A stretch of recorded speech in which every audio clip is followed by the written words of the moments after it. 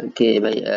Bismillahirrahmanirrahim. Assalamualaikum warahmatullahi wabarakatuh. Jumpa lagi di kita di kelas yang ke-6. Hari ini hari Selasa. Baik, kalau sebelum ni kita sudah belajar bentuk graf, kita sudah belajar analisis graf. Jadi sekarang kita nak cuba guna teori yang kita belajar itu pada soalan yang diberilah. Okey, baik. Contoh Okey, Raja 1.13 menunjukkan graf yang dihasilkan dalam satu kajian yang menyiasat hubungan antara isi padu V. Okey. Kalau kamu jumpa begini kan, isi padu. Okey, ni yang depan ini bukan unit Ini kita panggil simbol. Hati-hati Simbol. Sama juga theta. Theta ni pun simbol. Okey, untuk unit yang belakang sekali ni. Ni. Nampak kan? cm kuasa 3. Ni baru unit. Ya, siapa je masih salah ni. Benda basic ni Ni Celsius. Sama ada dia slash ataupun dia buat kurungan. Ni unit. Okey. Itu beza simbol dengan unit. Okey. V dengan suhu theta bagi suatu gas helium. Okey. Yang mesti tetap berdasarkan graf yang diberi dalam Raja 1.13 jawab soalan yang berikut. Okey. A. Kita tengok A. Apakah yang berlaku kepada V apabila theta bertambah? Ni theta ni kan suhu lah. Okey. Apabila suhu bertambah. Kamu tengok kamu punya graf ni. Okey, ni graf kan. Okey, baik. Jadi apa yang berlaku? Contoh kita ambil. Kalau theta-nya 100, okey, contohlah. Sini sudah jadi 15. Contoh 15 kan contoh. Kalau 100, 15. Kalau 200, contohlah di sini 17. Maksudnya apa? Bila X bertambah, V juga bertambah. Ataupun kamu tengok graf ini kan meningkat. Jadi maksudnya apa? Meningkat. Untuk fizik jawapannya ringkas saja. Okey.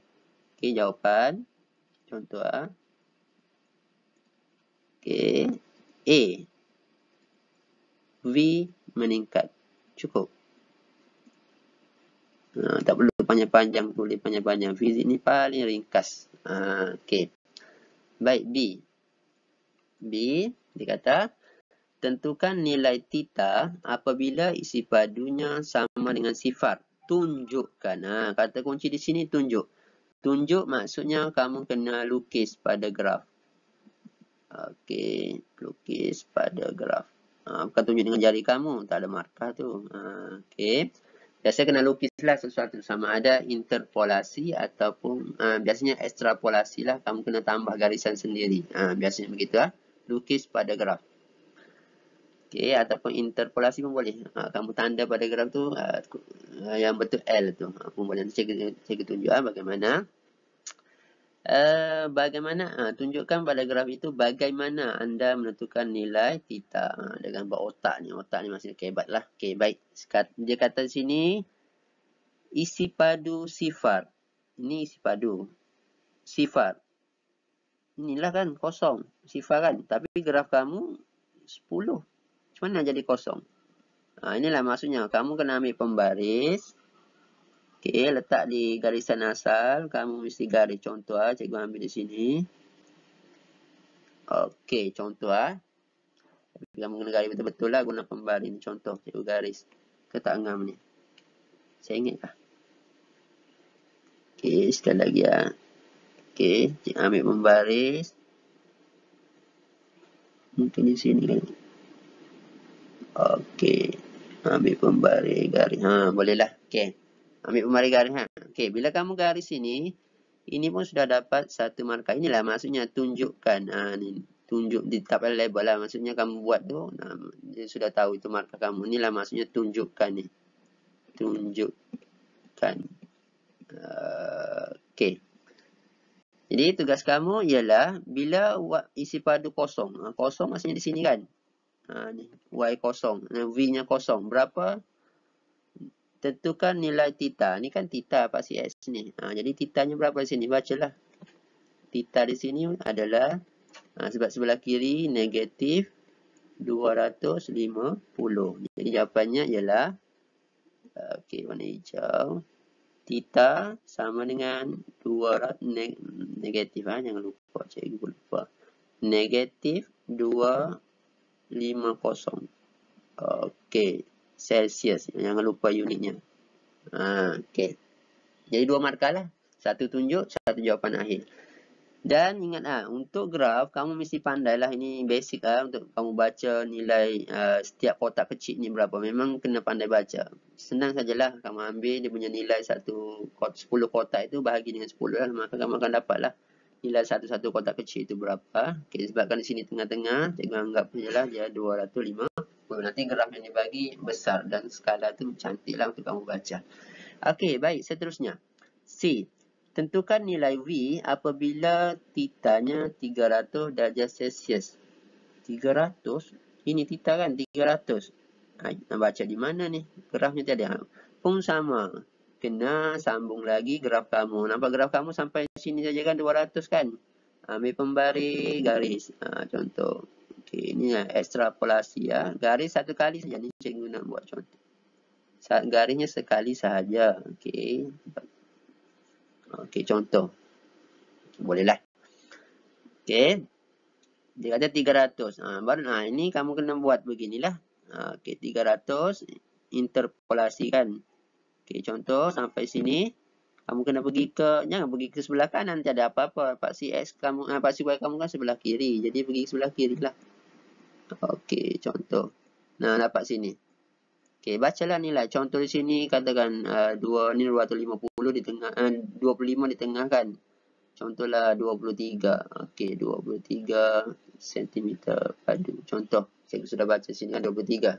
Jadi, tunjuk ni yang kamu buat ni, interpolasi ni dapat 1 markah. Okey. Ni buat macam cantik-cantik lah. Okey. Dan jawapan akhir adalah 1 markah. Itu adalah jawapan akhir kamu. Contoh C. Dia minta apa ni? V kan. Jadi V berapa? V sama dengan 23. Okey, unit mesti ada. Sentimeter padu. Okey, dah dapat lagi 2 markah. Senang saja. Okey, dan yang terakhir ni cikgu tambah sendiri ya. Tentukan nilai kecerunan graf. Cikgu nak ajar macam mana nak kira kecerunan graf. Okey, baik cikgu kepada anda semua. Dengan baik-baik, ini yang paling penting. Biasanya boleh capai 3 markah dalam kertas 3. 3 markah. Macam mana ni? Okey, baik. Cikgu akan ajar dah. Basic saja, yang paling senang kecerunan, mesti tulis rumusnya dahulu. Okey, tulis rumus kecerunan. Kecerunan. Okey. Biasanya simbolnya adalah M. Okey, rumusnya adalah Y2 tolak Y1 per X2 tolak X1. Kalau nak selamat lagi, nak cantik, buat kurungan siap-siap. Supaya nilai yang kamu buat nanti pun dalam kurungan. Okey, baik. Caranya. Yang pertama ialah kamu ambil titik yang boleh kamu baca koordinatnya pada garisan. Okey, baik. Sebabkan grafnya pendek, cikgu ambil paling hujung lah, senang nak baca kan. Ini senang baca. Okey, koordinatnya ialah 0, 10. Betul kan? Baca dulu X diikuti dengan Y. Jadi koordinatnya ialah 0, 10. Okey. Cikgu ambil yang di sini. Ujung ni. Okey, koordinatnya ialah X dulu kan 200. Jadi 200. Okey. Paksi Y-nya bacalah di sini. Contoh di sini sebab tak berapa nak nampak ni. Contoh cikgu anggap sini 18 lah. Katakan 18. Okey. Dah, settle. Pilih 2 titik kan cara cikgu ajar tadi. Okey, baik. Yang kedua, labelkan. Labelkan siap-siap. X1, Y1, X2, Y2. Titik 1, titik 2. Andai kata yang pertama ini cikgu anggap dia titik 1 kan. Cikgu pun label dengan simbol 1. Depan mesti X. Koordinat X diikuti Y. X1, Y1, X2, Y2. Kalau terbalik, tak ada masalah. Contohnya di depan ini, okey, contoh di depan ini kamu label Y2, X2, Y2, X1, Y1. Tiada masalah. Okey, terbalik. Tapi janganlah campur begini. X1, Y2. Salah. Dia mesti label dengan simbol yang sama. 1, 1, 2, 2. Okey, baik. Seterusnya. Cara yang ketiga, mesti buat segitiga. Okey, sama ada nak naik ke atas ataupun ke bawah. Cikgu suka segitiga yang biasa je ke bawah. Jadi cikgu cuba buat sini. Okey, segitiga ambil dari titik ini ya. Ambil dari titik, turun bawah, guna pembarisan. Okey, dan buatlah simbol bersudut tegak. Bila kamu buat begini kan, terus dapat satu markah. Itu contoh. Okey, baik. Segitiga tu wajib. Kita akan ganti dalam kita punya rumus. Okey, baik. Ini M kamu kan tadi. Okey. Berapa Y2? Baca Y2 ialah 18.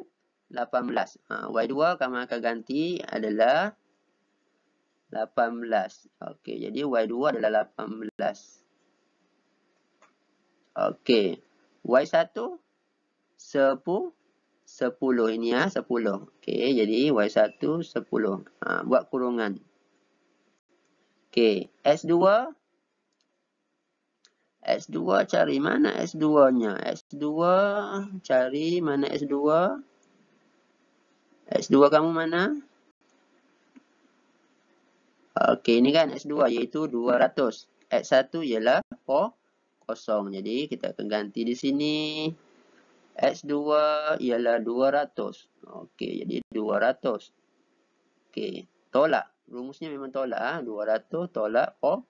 Walaupun tolak 0 mesti tulis. Sebab ini gantian ni dapat satu markah. Atas tu tiada markah apa-apa. Dah 2 markah dah, segitiga 1 markah. Gantian 1 markah. Okey, jawapan akhir dengan unit 1 markah lagi. Dia 3 markah. Okey, baik. Bila sudah sampai di level yang begini, tekanlah kalkulator. Ingatlah buat kurungan. Selesai yang atas dahulu, diikuti yang bawah. Jadi, cuba kira berapa. Okey, jadi cuba kira 18 tolak 10. Okey, bahagi 200 tolak 0. Kemudian tolak 0. Kita replace. Okey, 0.04. Okey, 0.04. Tiada masalah. Untuk level kamu ni pecahan nombor perpuluhan biasa. Ambillah kalau ada 3 tempat puluhan, ambil 3 tempat puluhan. Okey, baik. Kalau kamu buat begini, biasanya belum betul lagi ni. Salah. Sebab tiada unit. Ingat unit wajib. Unit ni wajib. Tiada sunat. Tak buat memang salah. Jadi, unit ingat lagi. Unit macam mana? Unit mesti ada. Unit, cara nak kira unit. Unit pada pasi Y. Kamu per saja dengan unit pada pasi X. Ingat atas per bawah. Jadi unit, cikgu tulis dia punya rumus. Okay.